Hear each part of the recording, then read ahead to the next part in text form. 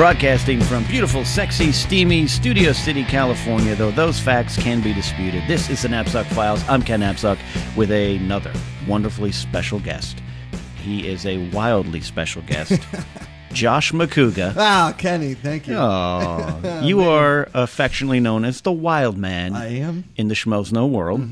And that's, though we met briefly once before, several years ago. I don't even know if you remember, because I barely remember myself. It was three of clubs. Yeah. Yeah, you were doing a Casual Mafia comedy show. Yeah. With Joey Rockenstein was booking that. Yeah. And we ran into each other then. That's the only... And then rekindled with the Schmoes. Rekindled, or shall we say discovered? Discovered. That's good. That's good. I mean, those three club shows back in the day, because Swinehart ran that room. Yes. And Rockenstein would maybe take one of his Thursdays. Yeah, and roughly. kind of book it. And that's when like Casual Mafia first started. Right. And we were doing a lot of live stuff, because we had 8 songs that we performed live as almost like a comedy band. You're like an all-star 70s variety show band. Exactly. We were like the Partridge Family of just like messed up individuals. Explain a little bit what Casual Mafia is to those uninitiated. So my buddy Paul Fiore and we moved out. I moved out to California, and he was already here, and he was casting a pilot, and I just happened to like see it on LA Casting, and thing, and he brought me in for the audition. I booked it, and we shot it. It was good. It was called Coast to Coast. Coast to Coast. Coast to Coast. Very news-like. Yeah. It was not news-like at all. Nothing newsy to it. A young, fresh-faced 25-year-old Josh Macuga. And then Paul and I shot, when you're working on that thing and you meet people because I moved here in January, booked that early February. And when you meet somebody, because I lived in New York before. When I graduated Penn State, I lived in New York.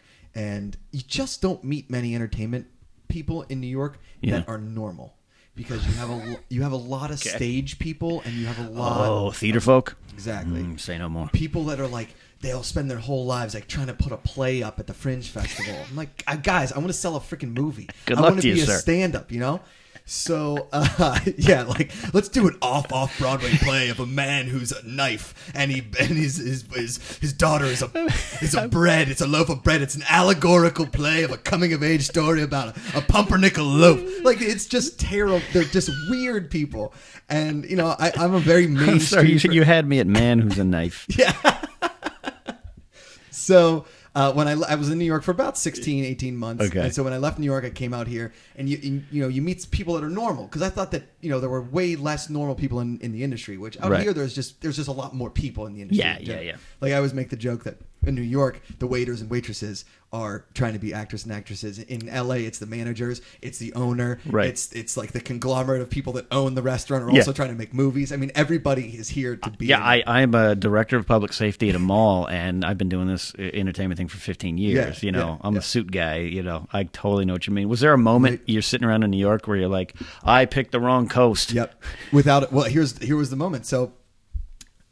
All the weirdos, right? So I booked this. What was awesome was I went. The first audition I had in New York was for a horror feature film. It was an independent film, and I booked it. And I was psyched. I was a paying gig. My parents were like calling their friends. He's going to be in a movie.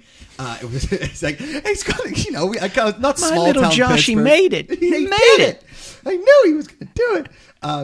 And it's not like I grew up in like some small town where like the bank was called Dave's Bank. And my grandmother ran the cafe or something. Right. But it was small enough that I led the pep rallies in high school, and I was Mr. Whatever. So the town was behind you. Correct. Right. Yeah. Like my mom's best friend was like, when I was 9 years old, was like, he's gonna be the next Matt Lauer. And I was like, all right, okay. So that's an odd. Yeah. So, I graduate college. I don't want to be in an office job. I told my parents what I wanted to do when I was 10 years old, and I went out to New York. I booked this horror feature film. Gotcha. And we went out to the Catskills and shot for like 14 days, like pent up in a house. And basically every night, like we were shooting all night and day, basically. I was like getting a couple hours of sleep here and there. But when we'd have downtime, I was basically doing stand-up for the crew. Gotcha. Cast and crew, like trying to, like try out jokes for people and things like that. And I wasn't doing any stand-up in New York because, one, I didn't really know what I wanted to do, and I wanted to act. I thought I was going to be this actor. An actor. I was going to act. I was going to hang out in the theater with a bunch of people, and I'm the spoon in this knife man's play.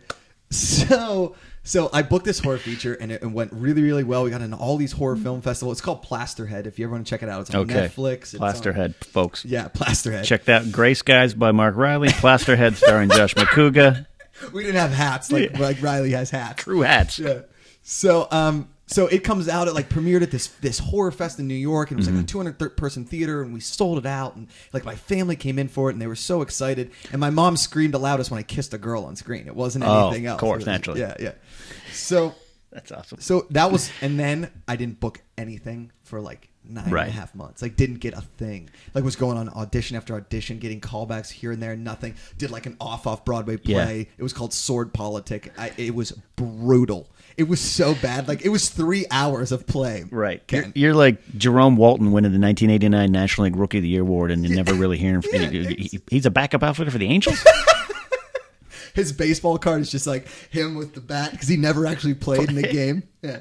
Okay. So then I was started doing extra work, and I booked this pilot as a featured extra. I had to audition for it, but I didn't have any lines. And I remember the producer came out, and there was this woman, the second AD was like, "Guys, you gotta really behave like LA actors now. This isn't just your New York mumbo jumbo. You gotta be like LA actors." And I was like, "What? Wait a second. Am I doing this wrong? Should I not be in New York? This fact that I'm spending $1,500 a month on rent for a shoebox, this isn't right?" So a friend of mine was working at CAA, but in the sports department.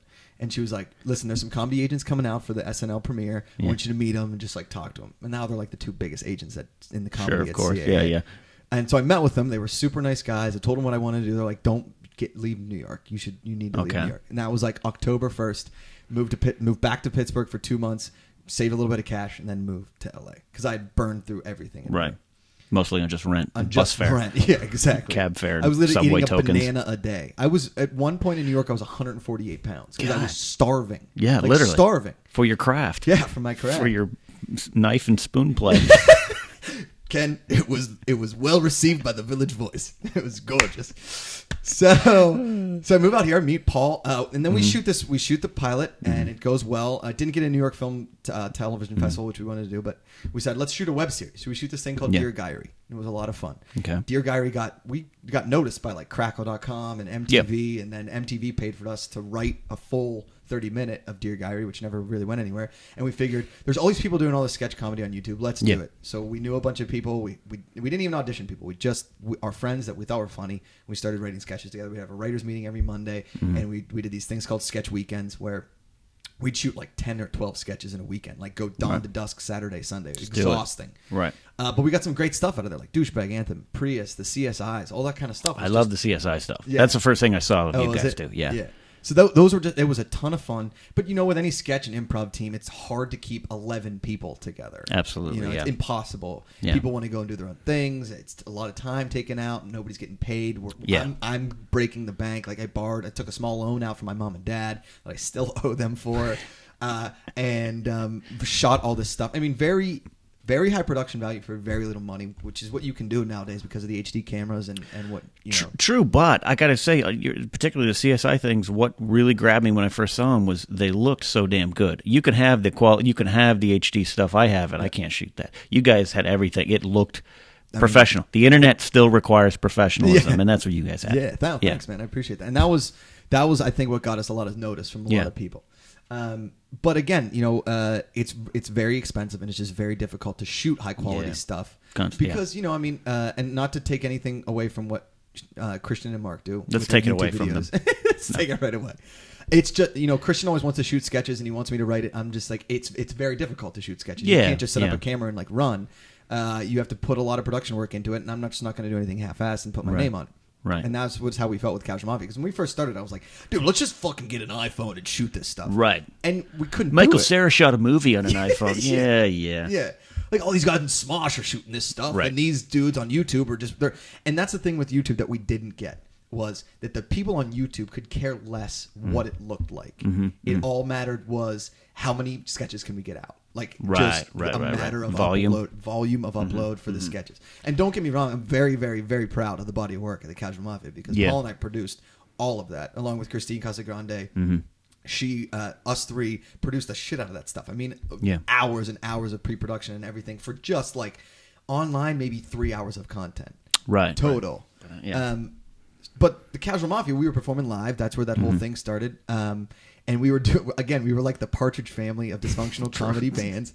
And we probably did 30 or 40 live shows. Right. They were very well produced. They were only about 20 to 25 minutes. So we'd be like a great musical act at the end of a show, or we went up on the improv, did a couple songs. But we were getting hired, and we were getting a lot of things. But again, when there's 7 people and nobody can show, like everybody can't show up for certain things because you all got jobs or other things and other projects. Absolutely. And you're paring it down, and then the girls didn't want to be actresses anymore. After like the first 6 months of the Casual Mafia, the girls didn't want to be actresses anymore. Really? They were tired of it. I've never met girls in LA not wanting to be actresses. I know, it's very rare. Yeah. Yeah. So we lost the girls.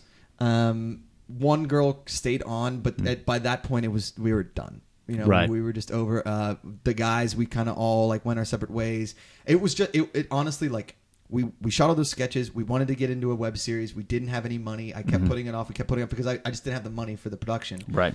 We have these writers meetings where we didn't get anything done because they just turned into pitches and hangouts. Exactly. Like you would say like, let's have something written by next week, and nobody would have anything written. Yeah, I've been there. Yeah. And guys, we got this week's we got assignments. We got assignments. Yeah. And nobody's making any money. Everybody's working a bunch of different jobs, and we didn't know when we were going to go back into production. We couldn't decide on a web series that we wanted to shoot because we were all arguing about what was the smartest thing to do for YouTube. Yeah. And I don't think that there is a smart thing to do for YouTube. I really don't. I think it's a tough egg to crack. We've seen we are living products. in the we're living in the schmo world, which I think is one of the more successful success stories. Yeah. From 2 guys just talking about movies to building up the brand. But that's coming up on 6 years almost of hard work on their part, and I certainly. Is it really 2007 they started? Yeah. Holy shit. Yeah. Wow. Coming out of the current TV show and everything. Right. And believe me, I spent the weekend with them at Comic-Con, covering it, and they're a well-oiled machine, even when they argue with each other a little bit, which is kind of fun to watch. But when you're in the corner trying to eat your Subway sandwich, Mark is such a passive-aggressive dude. Do you know what I mean? Mark and Christian have become very good friends, along with you. I really appreciate all you guys. But Mark is very, very passive-aggressive. I've never seen him upset with me in general, maybe because I'm not a hard guy to get upset with. True. Yeah. But I can see Christian just like digging under his skin enough to the point where... But Christian's so high energy, got the New York vibe, and Mark's on the porch in Virginia, just drinking a sarsaparilla. Sipping on his Lynchburg lemonade there. But to see them... Obviously, I've known them for a long time. To watch them work their magic in San Diego at the Comic-Con, and how they work together as a team. When Mark's the primary editor, but Christian's the kind of the quarterback of the franchise, so to speak, and Mark's the offensive line. I'm trying to throw random football references in there. Mark's the kicker. Christian has a clipboard because he's calling the plays. I don't know what's going on. Macuga's in the luxury box, getting drunk on free booze. As their friend, it was kind of fun to sit back and watch them work up close. But again, that's taken about 6 years to get that rhythm down. And again, volume. Well, exactly. They really started to take off when it was just review after review after review. Right. Because people don't want to go to your channel and see one review, maybe a sketch, and then a candid video of you, crying in a car or something, weird, over a play you saw about a man being a knife, I saw this brilliant actor. He was the spoon. He took the whole play. No, but they do. And the other thing is that they're good at what they do. That's it. That's the final key. Yeah. You can do it again. When I say the internet requires professionalism, that doesn't necessarily mean what it looks like, though. I think that's a large part of it. And as I've learned when I started producing Stacked with my handheld flip camera, because it was me and Tiffany were like, we'll do a comic book thing. Let me go over and shoot. This is all I have. Right. Dear God, you would have thought I was the worst person in the world in some of the comments. The sound. Yeah, I know. It's $100 Kodak flip cam. Let me go get a $2,000 camera and a $700 microphone. I love how the YouTube voice is always the same. The sound. No, because the YouTube thing is, I don't, we're releasing Between the Sheets episodes starting soon. We're going long. And I definitely want to talk about that, but continue your train of thought here. If you're a stand-up, like I have, the Laugh Factory videos are all almost at 100,000 hits, which is pretty great. A couple of Comedy Time ones are 100,000 plus hits, and I would say, and I don't like to read the comments, because if you want to feel shitty about yourself, read the comments. However, if you read if you read the good comments, there's some great stuff in there. You just have to really get used to not reading the bad ones. Yeah. And I totally ignore them, and I appreciate the fans. And if I go on some of the videos sometimes, and I just think it's hard interacting with. I just don't understand the just total absurdity of some of these comments, just the absolute stupidity of these people that they have the time and effort to ridicule somebody they absolutely have no idea. And the gall. It's just gall. It's absolutely gall. My buddy Asif Ali he posts YouTube comments every now and then, and he's an Indian guy. He's hysterical. Yeah. And half the comments are like, "Go back to India, you curry muncher." It's like, what is going on in the fact that you have the gall, the time, the effort that this is what you do? Yeah. This is your life. You make fun of people that you don't know. That are doing something. Yeah. And the crazy thing is that maybe some of these people are being bullied by other people, and this is their outlet to do it. Some of that, I'm sure. But there's something missing in it, like a synapse missing. Stop the cycle. Yeah, what?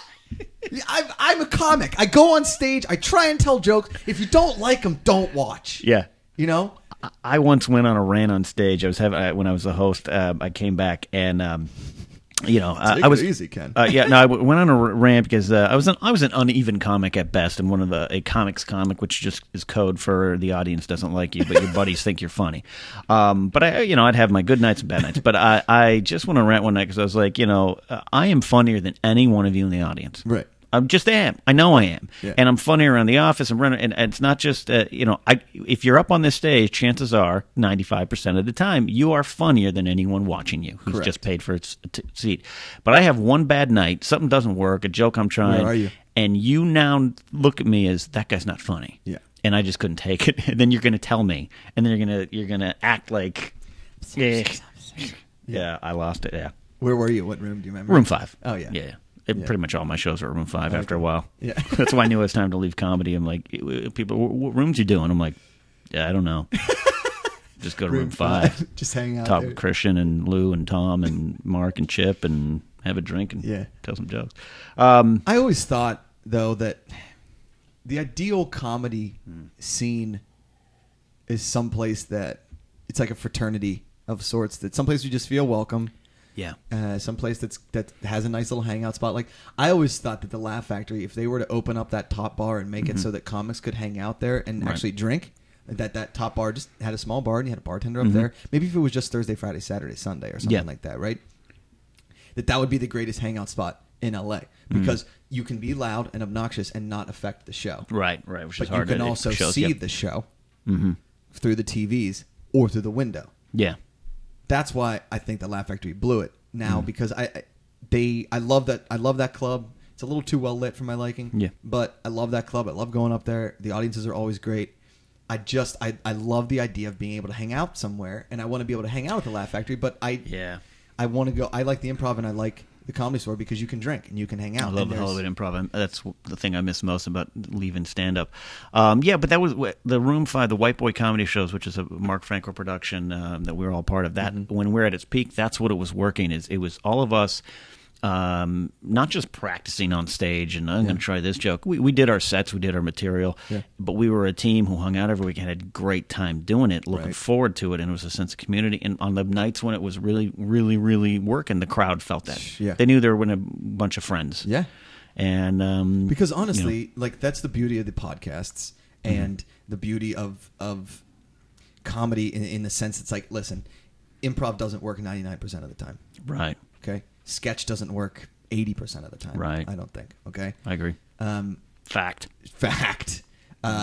In reality, the only person you have to trust in comedy is yourself a lot of times. True. But when you have a room full of guys, like me, you, Christian, Mark, hang out, just kind of riffing, that's comedy at its finest. That's what people want to see. That's why like a round table in a television show when they're fascinating. It's fantastic. I love that show, Jerry Seinfeld's new show, Comedians in Cars Getting Coffee, because it's just that. It's not too put on. It's pretty as real as you can get for setting up cameras and driving around. It's two dudes just hanging out, making jokes with one Yeah. another and making fun of each other, Yeah. grabbing ass and hanging out. Yeah. And honestly, that's what I love about hanging out with like my brother and some of my buddies and all that kind of stuff is, none of them are stand-up comedians, but they all entertain the shit out of me. Yeah. And you come out here and that's like, again, I meet a guy like Paul who he and I can entertain each other. When you meet those friends that are also in comedy and you can make each other laugh. Yeah. That's the more important part, because when you go up there and you're entertaining the masses. Yeah. You want them to love you. You want them to accept you. But at the end of the day, if your fellow comic doesn't think you're any good, then fuck it. The comedian respect is a big, the comics who don't have it, and we all kind of know some or this and that. And in some cases, they get maybe up a lot. Yeah, in some hustle. cases, maybe it's not justified. Maybe it's a little jealousy at some point. But there's some that for various reasons, it's weird. They're pariahs. Right. The names come up and it's like, ugh. Yeah. And some of them have network TV shows, folks. Liked. The problem is, I think a lot too is that they forget a lot of times that they were once us. They were once me. Yeah, maybe. And they go and they, instead of doing like a tight 20, they do an hour and bump 3 guys off a show. That maybe aren't doing the improv again for 2 more weeks. Yeah, I don't want to say his name, but he's very tall and hangs out with Dane Cook a lot. And he dropped by and did a show at the Hollywood Improv and bumped a lot of people. Yeah. Fine. All right. It's good. It's fun for the crowd. The crowd's like, oh, I've seen that guy on the HBO show with Dane Cook and the tour bus. Yeah. And then he proceeds to do 35, 40 minutes, destroys our show, and doesn't do any new material. There's no rhyme or reason other than you just wanted to get up and take control of our show, take it away from people who deserve the time to. And the problem is that you're still waiting to go on, and you don't want to get angry because you appreciate the success of certain people, and you're like, I understand, I get it, they paid their dues, they can do this. But there's also got to be like let me try some new stuff, see if it works, right, and then go.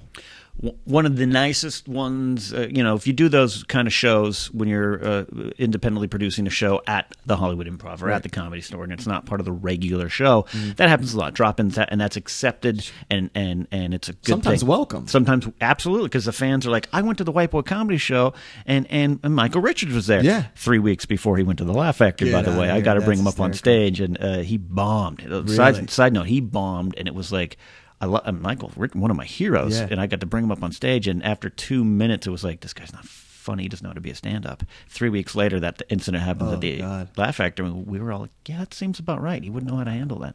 Side note, Drew Carey dropped in one night, did about 10 minutes, was about as apologetic as he could be to every one of the comics and the producer. Was trying some stuff out, did 10 minutes, said he was going to do 10 minutes, did 10 minutes, and went and hung out in the bar with the fans, and one of the nicest guys I've ever met in the business. Tosh did the same thing. Yeah. Tosh comes up. My buddy produces a Sunday show there, right? It was a Sunday, yep. And Tosh comes in, and like as soon as he walks in, it's like a hush kind of, because he just got Tosh.0 and he's blowing up. Yeah. And he says to my buddy, he's like, you mind if I go up and just do like 15? I got a couple things I want to try out. He's like, dude, you can do 20, whatever. He's like, no, I just want 15. Did like 13. Right.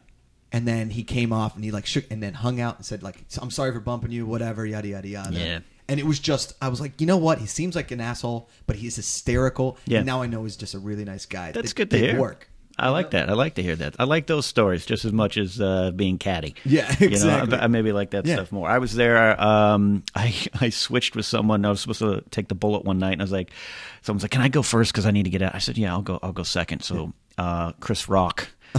Excuse me, take it back. I ended up taking the bullet. I was like, yeah, I'll take the bullet. Yeah. And she's like, I have some friends coming. So she was going to go second. So I took the bullet. Chris Rock comes up to do his Oscar material a week before the Oscar. And I was like, Christ. That was the best decision I made because I did not have to follow that. Oh, that's incredible. And what you're talking about is what I miss about stand-up, that community of stand-up, and that's what I think they're Christian and Mark are trying to create with Schmoville right now. I agree. You're the wild man. Yeah. How did that come about? Have you always been a wild man / clown, or what's the story? Because, answer, then I have a theory about you. Oh, okay. Not a theory, but I can't wait to hear that. Yeah, no, just an observation. Man, I've always been a loose cannon. Have you? Yeah, I mean, wild card. I'm the human wild card. Yeah, I really am. I just really enjoy life. and I never have thought before I've done anything, which is probably a bad thing. In certain sense, like I'm a very well thought out person. I like to think, but if somebody was like, Macuga, that bridge is 40 feet off the ground. Right. Can you do a backflip off it into that lake? I'm like, Dunzo. You know what I mean? And let's go do it. You're that guy. I'm a yes man. If you want to go do something fun, let's do something fun. I'm never going to be the one that's like, I don't know, that seems like a bad idea. Like, let's just wait till we're in the Turkish prison to like bite my head off. Okay. See, that's why you and I would not have had simpatico childhoods, because I'm the one who's like, the rules state no. No backflips off the bridge. Yeah, no. That's me. I was the dude that, I would get kicked out of German class all the time because I was like the one that would learn the bad German words, or learn sentences from German that I would not supposed to be saying, but I'm learning how I want to speak German. And I would, my mother was a teacher, and she would get phone calls from the teachers because they have that like line together. And they're like, it's a red phone line. Yeah, your son is insane. But I was a good student. I was on student council, and I was very responsible, and I succeeded in getting to college and doing all that stuff. But at the same time, that's a dichotomy of you that's very interesting. And this is what I was hinting at is when upon first really meeting you with the Schmoes, and we were tweeting back and forth at first. Yeah, you were the great. mad tweeters. I loved and I was like, I met that Josh guy once and everything. When you came in, you're sold as the Wildman, and Christian sells you as the Wildman, and you are the Wildman. Because of my nature, I'm always very suspicious of wild people. Like, how come they're not tethered to the pole? In getting to know you, you are that side, very studious, smart, approach this like a business. So I'm very intrigued by the dichotomy, and that's probably why you're successful and only going to get more successful. Thanks, You're not I've always had the issues with the class clowns who just are wrecking havoc to wreak havoc and have no concept of it, where you've got the concept of what you're doing, it seems. Yeah. I think that comes a lot from my dad. My mom's the Italian mother that like worries about the sun coming up in the morning. Do you know what I mean? Clearly, or kissing girls on a movie screen. Exactly. She's very meta in a sense. She's very neurotic. She's Upright Citizens Brigade meta, or she doesn't understand what I do, and that's fine. My dad gets it. But my dad he's a wild man too, but he knows when to turn it on and he knows when to turn it off. Right. And I think I'm like trying to learn more how to do that. Sure. But I've always been the kind of dude that I love turning it on. I always say I have this bit, and I talk about the three guys that live in my head. There's Dave and Greg, and they run the controls. Dave he's a really nice guy. He's a sweet person. He's thoughtful. He sends people thank you cards, handwritten birthday cards, that kind of stuff. And then there's Greg, and he's he likes to have a drink with his buddies, and he likes the ladies, and he puts the charm on. And there's Chainsaw, and Chainsaw comes in, and he just wrecks everything. And Dave and Greg are hanging out, and then whoa, Chainsaw! So when it's time to rev the chainsaw, I can rev the chainsaw with the best of them. So was that you at Maria Menounos' birthday party? Chainsaw came out. Dave and Greg showed up at the beginning, talking to the ladies, being nice, ordering some drinks, tapping the keg when the dude didn't know how to tap the keg, interacting with everybody. And then once that dance floor opened up, there's Chainsaw! for those Napzok Files listeners who are not also Schmoes No listeners, the quick backstory, we've become friends professionally with Maria Menounos and her boyfriend Kevin Nagaro through the podcast. And she is one of the nicest people I've ever met in this industry. Incredible. Very sincere. Yeah. And as is Kevin. And so they invite the whole Schmoes No crew to her birthday party. I unfortunately was out of town or had something else going on, couldn't attend. All through the night I'm seeing vines of you on the dance floor with Maria, number one. So the 22-year-old me is jealous of you. And then Derek Huff. What's it? Huff. Derek Huff. Then Julianne Huff. But Julianne, they deleted the Julianne one. Right. Yeah. Right. Derek Huff, who won Dancing with the Stars and is a professional dancer, and you're going toe-to-toe with him. Not backing down, because I don't know who he is. Yeah. I come off the floor and Tiffany was like... Even if you did know, you'd be there. No, I didn't care. You'd be there. I like to crazy think, night. I told a girl the other day, I said, if weddings, if my medium was insanity, weddings would be my canvas, right? Because I just perform. Wait, was that in your play, Man with Knife? Man of Knife? Knife of Man? Knife featuring Spoon. I just love... Mm-hmm. I love social activities. I really like partying. I like hanging out with people. I honestly really enjoy the human spirit. It sounds cheesy. It sounds lame, but I just like being with people. That's what you quickly learn about Wildman Josh Macuga is you're really a sincerely nice guy who just wants to have a good time. Yeah. This isn't a love fest here, I wouldn't have you on if I hated you. But even then, Bobby Finstock coming on. No, I'm kidding, Tom. Kidding, Tom. But yeah, and it's when we were at Comic-Con and that was my first experience at Comic-Con, San Diego Comic-Con, and it is what it is. It is a place to make business happen, and the Schmoes crew did very good, but it was a 3-person team. So Christian and I were just kind of daydreaming about next year, about what our ultimate plans were, and I'm like, Macuga has to be here specifically to be the party guy. Yeah. Because that's the networking key, and I am not the guy. I'm like, oh, hi, you're Jon Snow. I'm going to sit in the corner. I'm going to crush this Subway sandwich. Hey, Simon Pegg from afar. And I'm like, no, it would be smart business to have Josh Macuga as the party man. I appreciate that. I'm a party. I one time was at a family. It was like a family friend's wedding, right? So not many of those people at the wedding knew me. Do you know what I mean? It wasn't like I wasn't in the wedding. It wasn't like your hometown where they're erecting signs for your horror movie. Correct. Plasterhead. It's still above my high school. Plasterhead, home of Josh Macuga from Plasterhead. Right next to like boys state championship cross country 1989. So skeet shootings 1971 to 74. Oh, that's incredible. Champions. So I was at a wedding and this woman comes up to me and she was like, "Are you part of like a company that like starts the dance floor?" Like, and I was like, "No, just having a good time out here, my lady." But hold the phone. That's a business opportunity. Hey, yeah. Do you like weddings? I love weddings. You just don't want to have one. I don't want to. You really don't want to get married, huh? No. I don't myself. We've talked about this. I don't myself, though I will reserve the right to change my mind. Okay. But you seem pretty solid. I'll tell you what. Let's get real. Let's get real for a second. I listened to Bill Burr the other day. Right? Bill Burr, He's my idol. Yeah. He was the reason I was living in New York, and he was the reason I wanted to start doing stand-up. I saw his first HBO special, and I was like, I want to do this. Smart man to follow. This is what I want Absolutely. to do. He might be a little bit angrier than me. He is angry. But he and I have same views. And Gotcha. He was making a point. He was at the Comedy Store like a month or so ago, and he made this point about weddings and divorce. And it was all about, it was more angry, but more about like, why does the woman get all the money? Like, why does she use this lifestyle? This is bullshit. Why would I get married? Why would I sign over my life knowing full well that this might end? I'm in love with, he's in love with his girlfriend. I'm in love with my girlfriend, but something happens in marriage sometimes. And all of a sudden, because we have this piece of paper, you're entitled. Just fucking get a job. Like, you're not entitled to a certain, like, I'm not entitled to your fucking money. Why are you entitled to my fucking money? Right. Kind of a thing. Right. And it's not about money, really. It's not. My parents have been married 40 fucking years. I mean, they've been married a long time. And my brother's married. And I grew up with a great family. They're going to fight. They're two Italian people. Sure. Fight, and it is what it is. And I'd love to hear your opinion on this too, because we have this similar point of view. Yeah. It's I am very I love the ladies. I love the ladies, kid. I've seen this in play, not literally. I'm a very flirtatious person. Yeah. I may not I don't have to have sex with everybody, but a girl can't deal with me, the wild man side of things. Chainsaw? Yeah. Or is it Gregory? The chainsaw. Greg's up there. He's hanging out. He's being charming. But David's a good boyfriend, but Chainsaw. Because girls see me, they see a nice person and a great personality. And by the way, you're a good-looking man. I know you don't want to say it, but you're a good-looking man. I'm average. I'm dropping things. I'm nervous around you. So, but they see me as a project, I think. And when they find out that I don't want to get married, you're a wild stallion roaming the plains. Saddle him up. We can tame him. We can tame him.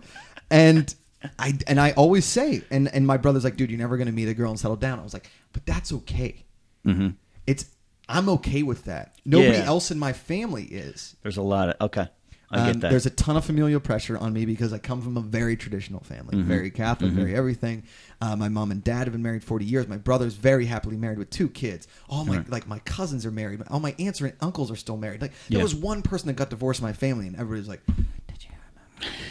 He's done. He's not in the family anymore. He's out. Don't invite him to things. He gave up, and I delete the pictures from Friendster. He'll never be a Friendster. My family just runs a family blog on Friendster. So, I'm very flirtatious. I have a lot of trouble with monogamy. Not that I'm into cheating. I just have a lot of trouble with it. Okay. I love just being I'm a very independent person. Alonzo Bowden once said, on stage. He's like, I'm not alone. I'm by myself, which I Totally. really liked that. And Totally. I'm okay. I'm okay. I can do what I want. Mm-hmm. The comedy lifestyle, the lifestyle I've chosen to live, Mm-hmm. we've chosen to live, Yeah. is not really conducive to the relationship. It's not conducive for working for the weekends, as I call it. Really? I have a friend, a great friend, one of my longest friends, 20 years now. We had a long separation, got back together as friends. And his number one goal, because my number one goal is a good job, a wife, and a barbecue on a Sunday watching football with my kids. And I'm like, that's great for you. Sure, that's fine. That sounds horrible for me. Awful. Yeah. I can't think of anything worse. Not worse. I mean, there's a lot of things worse, but I'm just like in as far as personal life dreams and that kind of. That's just not for me. Yeah. And you said when you said like you're okay with that, other people maybe aren't, and I find that some people aren't for me. Sure. And I have friends, and in this town you find a lot of people who don't want kids. That's not abnormal. No. And other people react like, oh, but don't you? No, that's what you want, and that's good. I'm not taking it away from you. Yeah. And my parents still 40 years coming up on marriage, and it's a beautiful thing. I don't view it as a bad thing. I don't view it as a bad thing, just not for me, and at least not now. And I know a lot of people think too. I'm 37 now. I know a lot of friends who started marriages and childs producing childs. They spit out some of them childs. Long day for me. Child, in their early to mid 40s, right? And who are one friend's coming up on 50, just had his first child. My uncle has a friend that was 67 at his first kid. Yeah, I maybe don't want to do that. Yeah, but still, 50's my cutoff maybe. But I don't look at it as abnormal. No, and I appreciate that. I can remember the moment, and I will be honest with you. Sometimes when I hear people think, I'm like, there's somebody out there that gets me, and it's Ken Napzok. Really, because it was in passing. We're an odd pairing then. Yeah, we are. It's a kindred spirit kind of thing. Because we met, and then we separated for a bit. Yeah, and then we came through via Twitter. Yeah. To the Schmoes No podcast.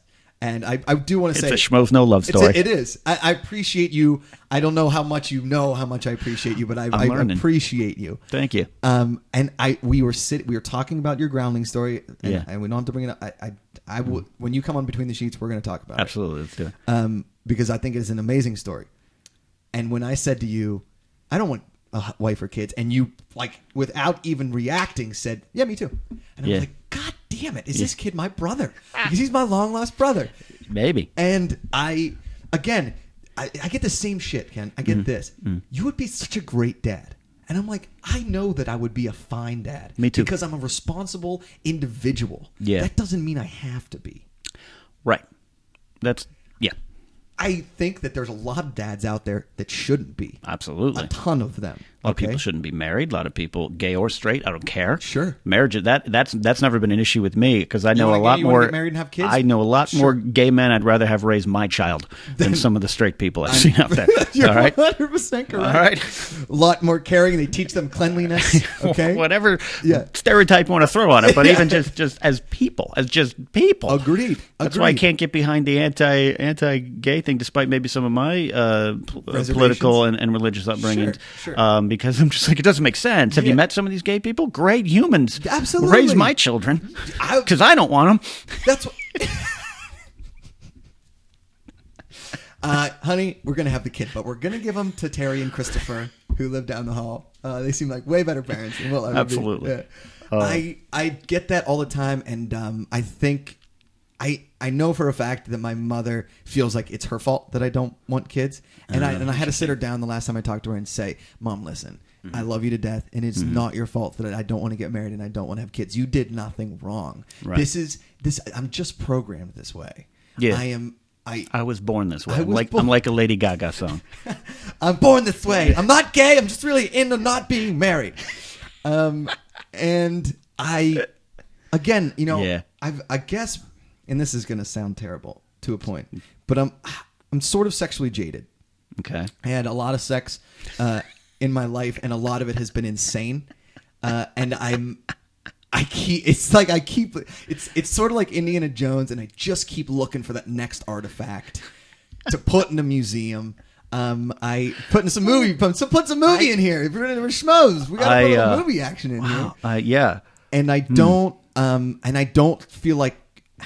I told my dad this the other day because I called him after my ex and the whole thing happened. Yeah. I called him and I told him what went down, and he's like, listen, and I tell you this all the time, there's a lot of fish in the sea, and I know you've been with a lot of fish, a lot of seas. He's like, you're 31 years old. Yeah. You have the whole, just go and do this. Yeah. So when you're old and creepy, you can look back fondly on the fact that you did get a lot of girls to be in your bed, that you did. Okay. Don't tell your mother I'm saying this. And my dad is very Catholic. And I was going to say, you said you had a very kind of strict Catholic upbringing. Yeah, very strict Catholic up. But my dad, I think that's the one thing in the Catholic Church that he doesn't agree with. Okay. Like, I don't think he agrees with the contraception thing. I don't think he agrees with the whole priest shouldn't be able to get married thing.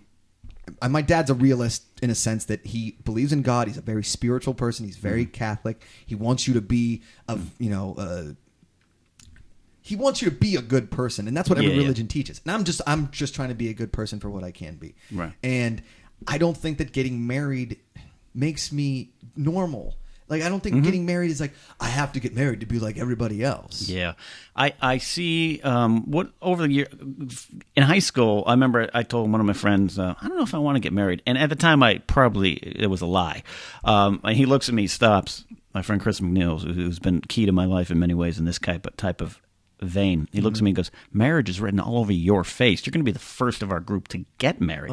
I'm now the last. Yeah. But he's also kind of in the same boat. But at the time, he was right. It wasn't a bad read of who I was. Since I've changed, one of the stuff that changed was I fell in love with someone and it was not even close to working out. And then when it ended, and that's the hardest part. Too. I took it bad, but then I kind of looked around and was like, oh, there's other people out there. And I don't know if I necessarily believe in one soul. I can buy into the concept, and I've seen great partnerships work out. But I've also seen a lot of people get married because it's just the thing to do next. And then after that, they're going to move on to, well, I guess we have to have kids, right? Or should we buy the house before we have the kids?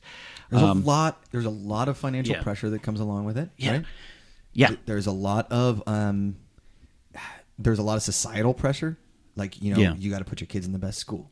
If you don't put them in the best school, you're a failure as a father. You got to get your kids to do this, or you're a failure. You got to get your kids to do this. Yeah. And again, listen, I have a beautiful niece and nephew, and I love them to death. But at the end of the day, I'm very glad that they're not my children. That I have this responsibility. Yeah. I don't know. Let's just boil it down to lowest common denominator. For me, I don't think I have the patience for children. I really don't. And I've struggled my whole life to get to a point where I start making some money. I want to do some things that I didn't get to do when I was younger. And in our line of work, I'm unsettled at 37, still not near my quote-unquote goals. My goals have changed over the years. I've struggled with failure in other areas. We all have. And my same friend, he lives a block away, one of our great friends, Jamie Kaler, friend of the Schmoville family, he just had his first kid. He's coming up on 50. He told us all, he's like, guys, you don't hit your stride till you're like 42. Yeah. In terms of your career, and some it happens earlier for some other people, but overall, he was successful on TV shows. Had a great career already, and he was like, I'm just hitting my stride. Right. So there's this thought of I'm not where I need to be yet, and maybe one day I'll look around and go, now I'm ready. Yeah. Maybe that will happen. I leave that door open, but until then, when I'm alone on a Friday night, I'm like, this is great. Yeah. Isn't it? Yeah. Is it the times that you get to spend just by yourself? Again, the Alonzo Bowden quote. Just by yourself. That's exactly what it means to me. I love it. I love it. And again, I love being around people, and I love all that kind of stuff. But sometimes at the end of the day, I just want to go watch an episode of Lost on Netflix and be by myself. Okay? Yeah. I know what I like, and I know what I don't like. Yeah. And I'm not like so set in my ways that I'm. Again, you say you have the right to reserve. Yeah, right. Right to get married. Sure. Maybe someday you can think that, and I'm not gonna maybe someday some girl crazy sweeps me off my feet, and I think I should do this because it's the right thing to do, and it feels right, and everything's perfect, and yada yada yada. Maybe not. I'm not actively searching that, and I don't want kids. And I know that's going to be a deal breaker for a lot of people. Even when they say at first it's not. Yeah. It's not a problem. Yeah. I started doing this bit on stage. I don't know if it's gotten pretty good reviews. It's like, I'm just waiting for those women to get divorced around 37, 38 so that I can be like that dude that's ruining their young son's life. Oh, the guy shows up in a Corvette and he's wearing a leather jacket, taking my mom on a date. What an asshole. Got a scarf flapping in the wind. It's the Wildman. Yeah, that's what my license plate says. Yep. That is a sitcom. I just pitched it. You're co-creator, star. Absolutely. Let's sell it. Let's do it. I love it. Wildman. Put it in the Schmoes No banner. Well, I think we. And again, I've seen a lot of my friends are married with kids, are good for Christian. It totally works, and he makes it work, and it has not curtailed his creative career. But I've seen, one time my mom's trying to prove a point. I was maybe 23, 24. We were at a family gathering, and my aunt and uncle, it was my aunt's brother, but I don't quite know what that means, relation was, 10th cousin, I don't know. He was an actor, done the Hollywood thing. He actually was cast in Bill and Ted's Excellent Adventure as Keanu's part, and Keanu came in the last minute, like we found a new guy. He was kind of like a near miss story, but he was still working and everything. And she goes, Bart, tell Ken it's okay to get married and have kids and still have a Hollywood career. And he looks at me and goes, don't do it. And my mom's like, stop it. He's like, don't do it. That's perfect. Yeah, that's perfect. So I've learned then. Anyways, I mean, I enjoy that stuff, and I enjoy that you and I are on the same page to a certain extent. And again, I appreciate that. You'll get the invite to my wedding. It didn't happen, unfortunately. No. We'll just celebrate our domestic partnership in 10 years. Yeah. They'll be like, hey, give our kid to Josh and Ken. They're such a good couple. We just went gay to get our mothers off our back. Mom, I'm gay now. I can't have kids. Oh, boy. And you mentioned Between the Sheets. I want to talk about that, and not what you're talking about with your father and you telling your dad you like to have a lot of sex. I'm just saying Between the Sheets is a show you do now in your house. Well, yeah. That's going to be, but it's also been do live show. You still do live show. Once a month. So it is basically a talk show, right? Yep, it's a talk show. Basically, I have two dreams in my career. Gotcha. My career goals, my first dream is to be a talk show host of some sort. I would love to do my own kind of format, no monologue at the top, just come out and do like a comedic roundtable, not like Byron Allen or something like that. Yeah. Not to make fun of that or anything like that. Sorry, that noise you hear, it's Christian Harloff trying to call in. Get out of here. That's why the interference. Sorry. So I would love to have my own talk show where I bring on celebrities, comics, personalities, whatever, to a certain extent a variety show, but I don't know, just me interacting with people, getting to know people. Yeah. No pre-interview, no nothing. I don't really want that. That we just like have a round table about some subjects here and there. Not so much Chelsea Hill. Again, my own kind of format. You want your version of it, yeah. Exactly. I totally get that, yeah. Or I'd love to be a game show host. That's a dream of mine. I think my strength is in interacting with people, Middle America, whoever. Yeah. Wheel of Fortune. I mean, I'd love Alex Trebek's job. Something like that. I host a weekly quiz show. I love asking people questions. I DVR Jeopardy. I'm probably like one of few people out there in Los Angeles at my age that DVRs Jeopardy. I get it. My mom and I, every day, we'd eat dinner at 6:30, and then we watch Jeopardy at 7. That was it. I'd get home from swim practice, we'd eat, and we'd watch Jeopardy. And that was our thing. And my mom and I still talk about Jeopardy, and we love it. Those are my two dreams in life. So you can't, out here now, I think, you got to take the bull by the horns to do the Ben Stiller and that painting and dodgeball. Yes. So I just said, you know what, I'm just going to do a live talk show. I'm going to bring up stand-ups. They're going to do their act. And then they're going to sit down on the couch and we're going to talk about sex and relationships and inappropriate topics and whatever. Because to be honest with you, it might be inappropriate humor to some, but to the masses, they fucking love it. Yeah. People love talking about sex and inappropriate subjects and in uncomfortable situations. It's a good business model. Yeah. And I tell you what, we've done it about a year and a half now, and people have loved it. We sold out most shows. Yeah. Our next one's August 23rd at the M Bar. And it's a sexy venue that's like perfect for the show. Yeah, and it's kind of a bordello vibe in there. Exactly. Yeah. And I basically just built a sound stage in my apartment. I just built it into my ceiling so I can hang lights and mics, and I built the set, like I have the set now in my apartment, and I bring on personalities that aren't stand-ups. Yeah. Some stand-ups, some not to do their act, but to basically just sit down and talk for 30 minutes. Yeah. And we released the long form on YouTube. We have backlogged 20 episodes now, so we're going to start releasing them on YouTube. Listen, if you don't watch the full 30 minutes, you don't have to watch the full 30 minutes. Yeah. Watch what you want to watch. You can fast forward, whatever. But it's just me talking about sex and relationships. We do like a rapid fire round at the end. And I love it. Yeah. And I love that the fact that I've basically been able to create my own talk show. I brought in a producer. I brought in a camera operator. I make my own talk show. And until somebody actually is paying me to do it or puts it on TV, I have my medium where I can talk. It is the do-it-yourself Hollywood age, and this is a theme I talk about on my show a lot. Last week I had Scott Tommaso on, who's a producer, works in a lot of reality TV, but he does a lot of stuff in his house for his passion projects that eventually will go somewhere, because if you put your passion into something, I believe in that. So it's good, and it's but it's key.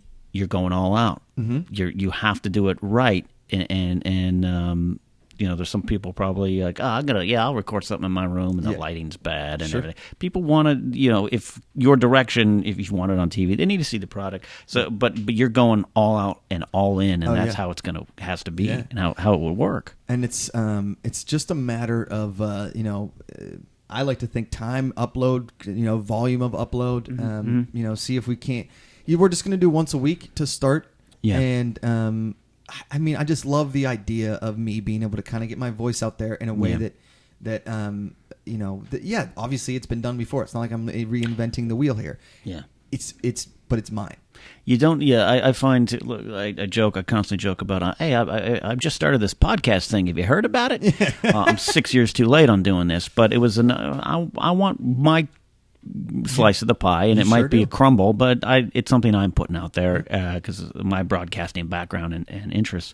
So that's what you're doing. Yeah. Who cares if there's been 10 million other talk shows? It doesn't matter. Right. This is Josh Macuga's talk show. Exactly. That's good. And I love being, I love being on Three's Too Much. I love being on Schmoes, and I love being on here. I love doing this. Yeah. Just talking, making jokes. Just learning life talking lessons, around, and talking about bread and knives, and put it out there for the world to listen to. Yeah. I'm an open book. You are a very open book. I keep one thing in reserve, and I'm not going to tell anybody about it. It's where the Ark of the Covenant currently is. I don't think that... I know there's a lot of celebrities out there that are very private people. I know there's just a lot of people out there that are very private people. Yeah. I'm not one of them, and I don't care to be one of them. And I'm not. I've always been very. When I had my radio show back when I started my career, if we experienced something the night before, me and my co-hosting partner, we were good friends from high school, so we'd go out and have dinner. And if something happened the next morning, we'd be talking about Absolutely, as you should. What I have discovered, the only thing that's kind of changed that is as the. I am on an A to F level celebrity. I'm a negative. I'm double XX. I'm in that back row at the Hollywood you're not Bowl. Triple X, Ken. You're definitely not Triple X. That's you. But we through Schmoes now we have some fans now who I love and are rabid and passionate. But there's Great some times people. where it bleeds over into I've accepted a lot of friendships on Facebook, and I've stopped that now because I might put something up with my niece. There's my 1-year-old niece, and I get comments. Oh yeah, and it's all positive stuff, nothing negative. And I'm like, I don't know if I want them to see that. Right. But that's been only a recent change. I'm like you too. You want to talk about it? Let's talk about it. Yeah.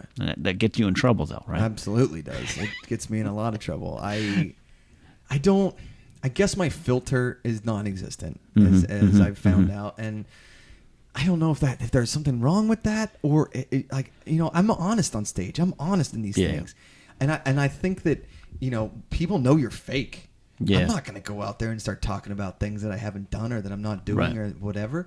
I want you to know who I am. I'm not, I'm the Wildman, but I'm also a human being. You're also David and Gregory and Chainsaw. Everybody. That's a great way to put it there. Yeah. Do you, anything you've ever said that you maybe regretted, something that maybe caused relationship problems or family problems or just gotten you fired? I don't know. Well, when I first graduated college, I did have an office job for 2 months. Okay. Right. I was at a commercial construction agency or a commercial construction company in New York. Right. And my parents are proud. I got this job out of college. It was paying okay. I mean, I'm living in New York. I'm in a negative income bracket as is. First office happy hour, Chainsaw came out. Yeah. And I couldn't get out of that hole. I had to quit that job. And I knew that it wasn't for me. I was miserable. But Office Chainsaw comes out. I think, on Three's Too Much, I've said a couple things when I was with girls that that definitely got me in a couple fights. Sure. And you have to, I think there is a certain level of maybe honesty or respect. It's not respect, because I respect every woman I've ever been with, except for that one broad. Yeah. She was a little red. It's a certain level of, what I do. You know who I am. You know that I'm a public figure to a point. Right. and that I'm going to say things that maybe bleed over into our personal life. You need to kind of set a boundary there for me, because if you don't, Wild Chainsaw's coming out. But what you're saying is, though, and it's good. It's the mature answer is, look, yeah, I might need some boundaries. Go ahead and tell me, and I will respect that. Sure. But until then, it's I've been with girls where I've told jokes about them on stage, and they loved it. Right. And then I had a girl who I made a joke about her on stage and then on a podcast, and she freaked out. Yeah. Like freaked out. And I said, you know me. Right. You've known me for a long time. You know that this might come up. Right.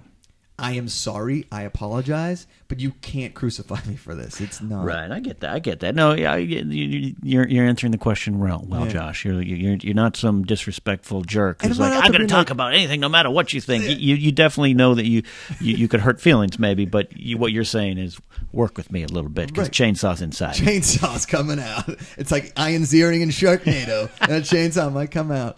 I mean, a girl, I'm not like cheating, but when she sees the videos from Maria Menounos' birthday party, obviously there's a sense of like, what the fuck happened? Right. Because there was a lot of questions that night. When someone ends up in jail. Yes. I mean, I remember going over after that dance off and the bartender saying to me, he's like, man, I don't know who you are, but you're the number one celebrity at this party. And I was like, what the fuck are you talking about? Give me a shot of Patron. Menounos loved you. She was like, this guy's the only one who's doing it right. Yeah. All in, baby. Julianne Hough, I swear, if I just drank like too many shots of Patron. If Julianne, I think I could have made out with it. I really do. If that would have been like a life goal, I don't, she's just so cute. Yeah, no, absolutely. She was in my face. We were dancing so like Havana Nights dirty dancing, and I was sweating, and I like kissed her neck, and she loved it. She was like flipping her hair around. I was like, this is happening. Yeah. And I went over to Christian. It was like Mickey cutting me. He's like, get back in there. You're doing work. This is what I brought you on the Schmoes No podcast for. And I was like, all right. I got it. And then what happened? Are people get involved? She went in her corner, and they're like, get away from him. He is not who you're supposed to be with, okay? There are people taking pictures here tonight, and this sweaty mess is not who you should be with. You're contracted to be with someone else this year. Yeah. Was he in Rock of Ages? Your Seacrest contract ran out. That would not be awesome if that was how you got girls. You're like, you have to sign a contract. Well, 9 months. Some cases that might be true, allegedly. So what can we expect from the Wildman in the coming months here, man, in and out of Schmoville? I'll tell you what, I would really love to keep doing Wildman TV, because I love doing that for the show. I'd like to start, I would love for, Schmoes to get some sort of investor involved, and we all start getting paid and working things and growing the brand. Exactly. Because I really do believe in it, and I think we have, like we talked about, I think we have a great thing going on. Yeah, we do. With everybody in the room, Tiffany and Christian and Mark and me and you and Riley and Josh the intern. I mean, there is a lot of good people that are working towards a goal with this thing, and I mean, it's been really an honor to be involved in it. I'd love to really be. Like to do more of the red carpets, to do more of the one-on-one interviews and that kind of stuff, because I think Mark and Christian have a certain duty, and it's being honest with the fans and the reviews and giving their honest opinions, and a lot of times that doesn't work well with interviewing celebrities. Oh yeah, right, exactly. So I think that's why they use me, because I'm the obvious. You're gonna go make it fun. Exactly. Yeah, absolutely. And I don't ask the kind of questions like, so what kind of lighting did you do? I like asking the insane stuff. I like, doing rapid fire questions. I like that, we're on that red carpet for the Saturn Awards, and Clark Gregg was like, you have 3 questions for Clark Gregg, and one woman, because there was like 3 or 4 people, and he was it was the end of the line, because it was our first red carpet and whatever. And he asked this, and they asked this about the movie, and I was like, give us a line as Coulson, as Agent Coulson, but in Shakespearean. And like the crowd lost it, because they just done Much Ado About Nothing. And so he delivered it, and this woman was like, who do you work for? And I was like, schmozno.com, Schmozno podcast. And she was like, what do you do? And I was like, I ask stupid questions like that. I'm the Wildman. 'Tis my name. I would love to write like a daily article making fun of like TV headlines. Gotcha. I would love to, get paid to do that. I always loved writing the boob stuff. Yeah. I really do enjoy writing for the website. I think that there's some sort of crossover that we're doing. Mm-hmm. That's and I've said to Christian and I've said to Mark about this, that I think that our podcast and soon to be show, I would think, is going to be a launching pad for a lot of careers. Yeah. People like, do you remember when you did Schmoes for the first time? Right. Sort of like, do you remember when you did the Tonight Show for the first time, kind of thing, where we bring on celebrities and we bring on maybe up and comers or whatever. Yeah. And we're this crossover brand between what Comic-Con used to be. Right. Right. And the high school locker room that nerds that were here couldn't hang out with. And they're merging. Like what Comic-Con has actually done in the last 10 years, we're doing on our show because we have the personalities. We're all, good looking and charismatic and funny. And when celebrities come in our presence in this, I mean, listen, it goes to show you how great it is that the fact that not only has Maria Menounos come on once, twice, but invited us to her birthday party. Yeah. Well, people, when we're doing press and we're getting bigger and bigger names, and it's growing and it's going to get bigger, but they're suspicious at first because it's press, and then they kind of catch the vibe, and you see it happen. Oh yeah, we saw it with Maria's boyfriend, and Kevin. We saw it with Stephen Bauer. And Bauer was great. And Lucas Till over the phone, he was quick and right away, but he picked it up. But you saw it with Kevin particularly because he's sitting there like, I know Maria likes them. And all of a sudden you saw him just kind of like, I get it. Yeah. And it's Stern-like. Stern's the granddaddy of doing that, coming in and getting something else out of the celebrities. Correct. And that's what I think we're doing with that thing. And that's only a small portion of it, really. I know, and it's very organic, is what I like about it. We just throw a Magic Hat Brewing Company beer in their hands, and they're off to go. Yeah. So a lot more to come from Schmoville, from Schmoes Know, a lot more to come from Josh Macuga. When can we expect Between the Sheets to start hitting regularly on YouTube? I think we're going to release Monday, August 21st. We're going to release our first episode. And I think it's going to be with Mark Ellis. Outstanding. First episode. Good choice. And we talked about this before we went on air. Yeah. But we need to do a crossover. Yes. And I want to get more into the Ken Napzok that I don't know. The pre-schmoes, the pre... I want to get into some of the relationship stuff. Okay. I want to get into that kind of stuff. Let's do it. I'm an open book, too, to a fault. And I do, honestly, I said it before, I'll say it again. I appreciate you. I think you're a fantastic person. Thanks, thank you for having me on here, and I love talking to you. Absolutely. And folks, do yourself a favor and go check the Casual Mafia site. They can still get all that stuff, that's right? All still on there. And you're gonna see what we were talking about earlier. And follow Josh Macuga on Twitter at Josh Macuga. The last name is Macuga. Got it. It's spelled like it sounds. Yeah, but at the same time, it's like I a couple times have been like Macuq, but I have the worst last name for that in the world too. Macooga. Yeah, Macuga. Josh Macuga at Josh Macuga on Twitter. Follow at Schmoes Know. Follow us, the Napzok Files on Facebook. Not Twitter yet. I'm fighting that urge. I don't want to do that. But follow me, Cospan, Kozpan. Subscribe on iTunes. Rate and review, please. That's how this works. Find us on Stitcher. And do you know how long it took me to figure out that Cospan was Napzok Files? Oh, really? Like it took 4 weeks ago. I was like, really?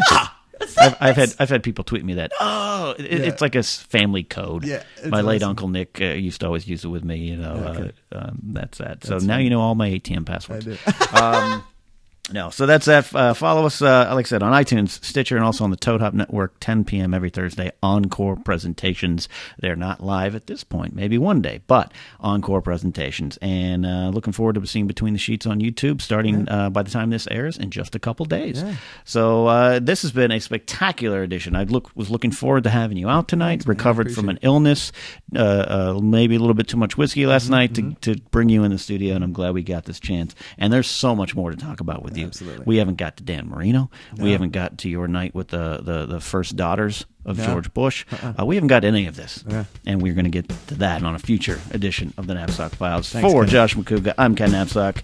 See ya. Have a good day.